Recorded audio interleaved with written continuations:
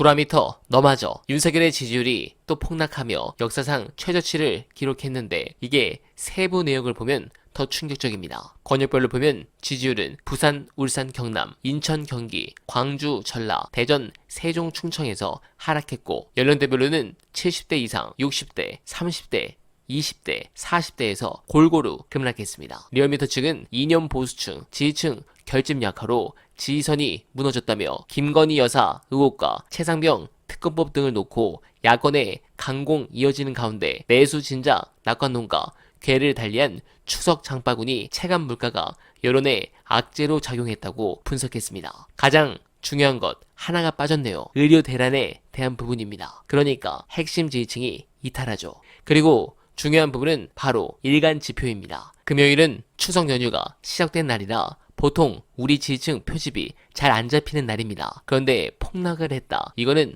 갤럽의 20% 발표가 영향을 주면서 전반적으로 윤두창의 지지층이 더 숨고 있다고 볼 수 있습니다. 물론 아직도 보수 과표집이 뚜렷한 상황이지만 이게 정상적인 표집으로 이어진다면 추가 폭락이 확실합니다. 재밌는 상황이 아닐 수 없는데 그렇게 된다면 그의 미래는 어떻게 될 것인가? 오늘 여러 커뮤에서 이 부분이 다시 역주행하며 쇼츠로 화제입니다. 영상 보시고 이어가 보겠습니다.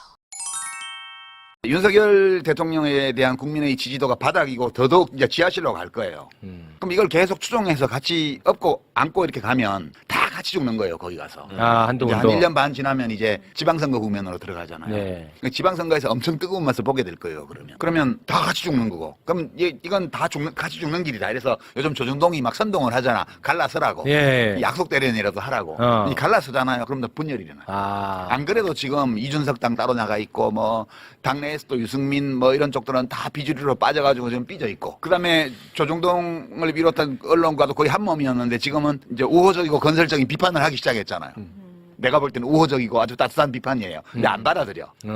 그 이 판국에서 이게 한동훈, 윤석열이 또 갈랐어요. 그러면 이게 진짜 이 보수 진영이 진짜 사분오열 되는 거예요. 그래서 분열해서는 선거에서 전국 선거를 못 이기거든요. 네. 그러니까 이제 윤과 한이 갈라서서 서로 죽기 살기로 싸우면 그러다가 죽는 거고. 둘이 뭉쳐서 가면 또 껴안고 죽는 거고. 저는 그렇게 봐요. 이 완벽한 딜레마네. 네.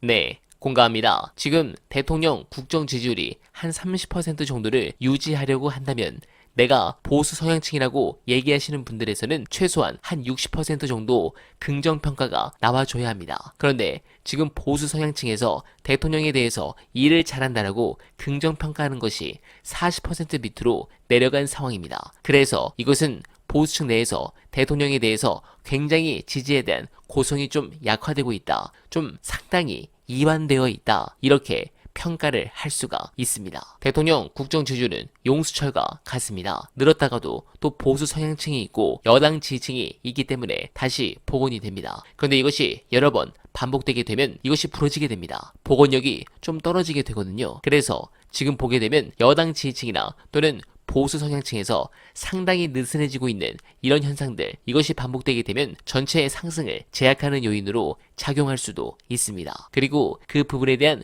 호재성 뉴스도 없습니다. 물론 만들어내려고 체코에 가서 원전으로 광을 팔려고 하지만 이제 국민들은 그런 소식을 제대로 믿지 않습니다. 그리고 윤석열은 그럴 의지도 없습니다. 두고 보겠습니다. 빠른 시간 안으로 두창의 지지율이 더 빠져서 탄핵 국면으로 들어가길 기원하며 어나벨은 오늘도 최선을 다하겠습니다. 여러분 고맙습니다.